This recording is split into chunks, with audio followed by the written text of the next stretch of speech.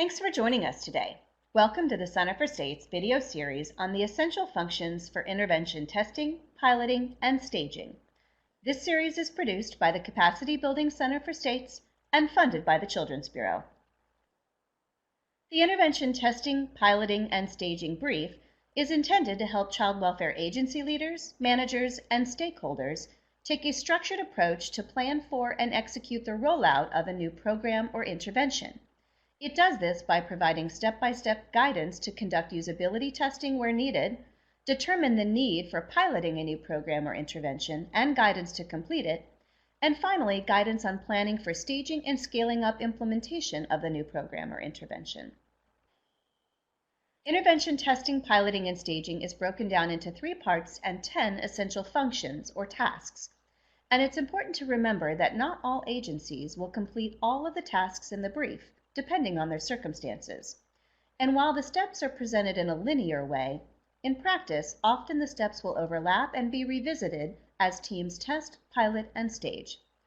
Part 1 is usability testing and includes creating a usability testing plan and then conducting usability testing, analyzing results, and making adjustments covered in modules 2 and 3 of this series.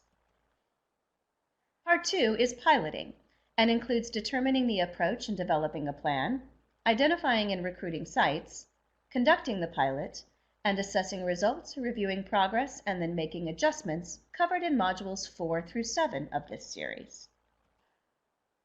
And Part 3 is staging and scaling up, including developing and refining plans for staging the intervention and scaling up, identifying sites and sequencing, covered in modules 8 and 9 in this series, and then in this module, we will discuss the 3rd essential function in staging and scaling up, building capacity and scaling up before moving on to reviewing progress and benchmarks. Let's get started. Why do teams build capacity and scale up interventions? To build capacity within the agency to enhance their potential to implement in new locations or with new populations in a sustainable way. And to allow the team to continue building their capacity to monitor, offer supports, and address any challenges while they are continuing to implement the intervention in new locations or with new populations.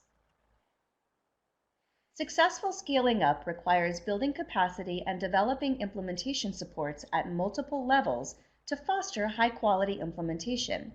This may involve activities such as developing or revising policies and procedures, recruiting or reassigning staff, designing and delivering training, coaching, and supervisory guidelines to build the knowledge and skills needed for the intervention and support their application in practice, introducing practice profiles and performance indicators, modifying data systems to collect relevant data, forging and strengthening partnerships for service delivery, developing communication channels to keep leadership and staff up to date on changes and garner ongoing support, and ensuring quality and fidelity to program models. Teams should pay close attention to fostering a culture and climate that is favorable to the new intervention, which may include activities like promoting a shared understanding of the vision and benefits of the new intervention and its advantages over current practices, securing and fostering leadership commitment and support of the intervention, reinforcing how the new intervention fits with other agency programs and initiatives, and making sure that it seems achievable for those responsible for carrying it out. Staff engagement at all levels, as well as target population members in implementation planning and decision-making, can help promote buy-in and motivation. Teams must consider the differences in local context and needs across sites and tailor capacity building accordingly.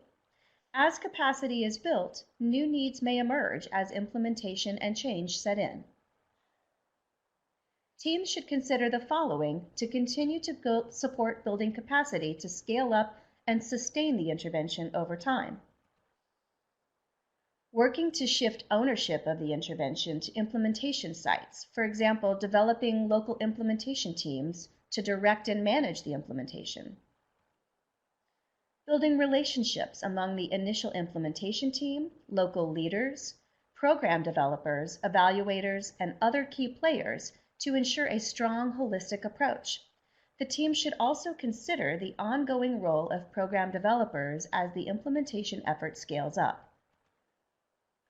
Sustain a scaled-up intervention by ensuring it becomes institutionalized at the system, agency, and practice levels.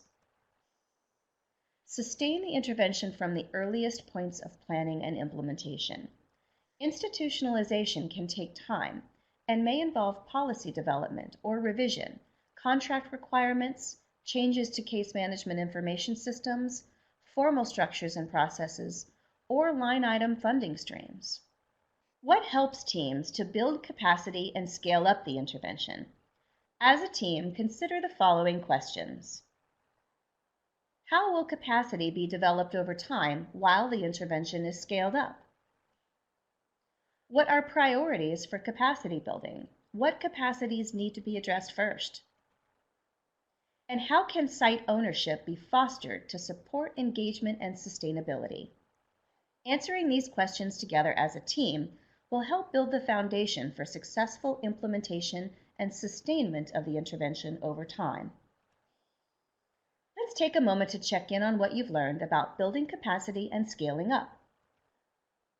Why do teams build capacity and scale up?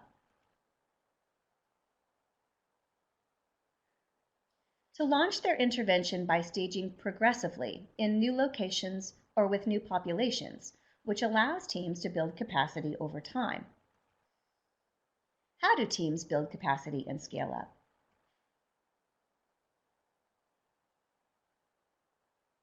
By developing implementation supports at multiple levels, fostering a culture and climate for the intervention, and working on strategies to institutionalize the intervention at all levels. What can help teams build capacity and scale up?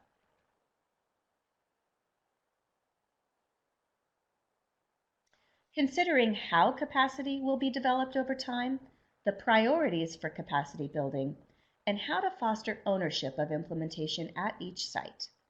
Now take this a step further by reviewing the reflection questions for build capacity and scale up in your intervention testing, piloting, and staging workbook to connect what you've learned to your own experience.